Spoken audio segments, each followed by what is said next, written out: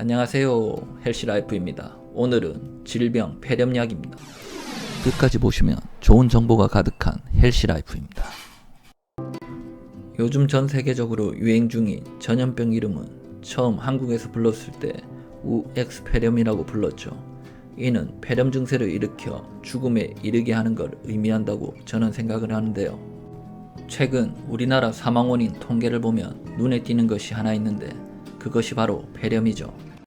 폐렴 사망자는 2005년 전체 사망자의 1.7%인 4,131명으로 사망 원인 10위를 차지한 이래 꾸준히 증가하여 2015년에는 암과 심장질환, 뇌혈관 질환에 이어 4위까지 상승하였고 2019년 발표에는 3위까지 오르는 등 기염을 토하고 있는 병이죠.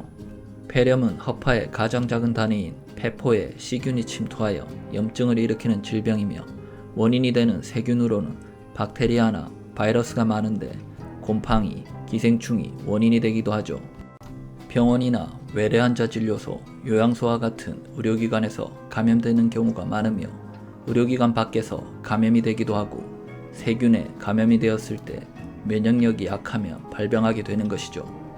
폐렴은 1년 동안 전 세계 사망자의 7%인 400만 명의 사망 원인으로 알려져 있고 면역력이 약한 5살 미만의 어린이와 75세 이상의 노인들이 많이 주로 사망하였는데요.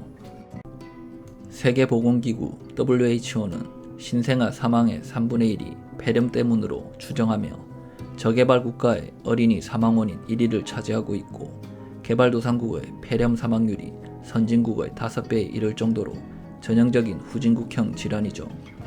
선진국과 달리 우리나라에서 폐렴 사망자가 급증하는 것은 무엇 때문일까? 5살 미만 어린이의 폐렴 사망자는 1983년 1450명에서 1985년 1000명 이하로 감소하였고 1998년 이후에는 100명 이하로 최근에는 15명 안팎으로 줄어 전형적인 선진국형 모습을 보여주고 있죠. 연령이 많은 폐렴 사망자는 전혀 다른 추이를 보여주고 있는데 15세 이상 64세 미만 사망자는 2005년 446명에서 2016년 1189명으로 꾸준히 늘어나고 있죠. 2005년 446명에서 2016년 1189명으로 꾸준히 늘고 있으며 65세 이상 고령 사망자는 3650명에서 15236명으로 급증하였죠. 폐렴 사망자의 급증은 면역력의 약화가 원인인데 무엇 때문에 면역력이 약해지고 있을까? 면역력이 인구 고령화 때문에 약해졌다고 보기는 어렵다고 보이나 인구 10만 명당 사망자 수를 보면 65세 이상의 경우 2005년 127.6명에서 2016년 225.1명으로 급증하였는데요.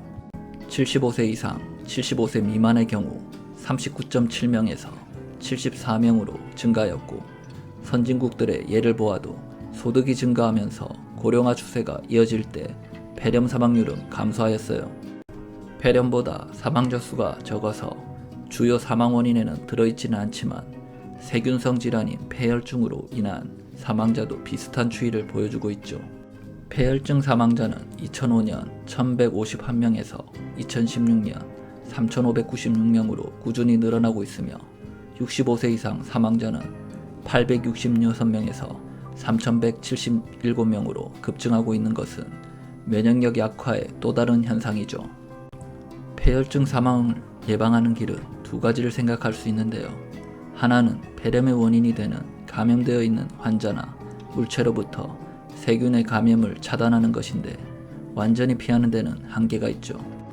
다른 하나는 감염이 되더라도 이를 이겨낼 수 있도록 면역력을 유지하는 것인데 우리는 주변에서 암 치료 중에 면역력이 약해져 폐렴이나 폐혈증 등으로 사망하는 경우를 가끔 보게 되는데요.